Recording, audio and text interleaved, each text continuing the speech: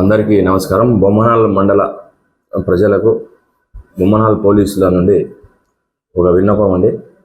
మొహరం పండగ సందర్భంగా దాదాపు మండలం అంతా ప్రతి గ్రామంలో మొహరం పండగ సెలబ్రేషన్ జరుగుతున్నాయి.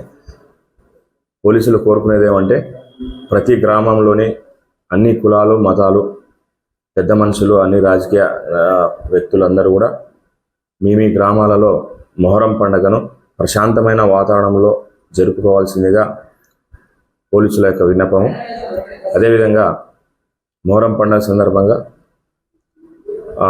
పాతకాలం నుంచి పచ్చని చెట్లు కొట్టి గుండంలో వేసి కాల్చే ఆనవాయితీ ఉంది. దయచేసి పచ్చని చెట్లు కొట్టుకోకుండా ఎండిపోయినవి లేదంటే వేస్ట్ ఏదైతే ఉన్నాయో అవి ఆ చెట్లను వేసుకొని పండుగ జరుపుకోవాలని కోరుతున్నాను.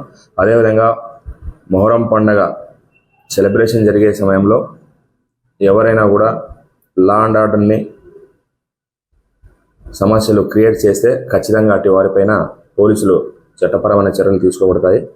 అన్ని గ్రామాల్లో పోలీసు బందోబస్తు నిర్వహించబడుతుంది. కొన్ని సెన్సిటివ్ గ్రామాలలో ప్రత్యేక నిఘా ఉంచడం జరిగింది.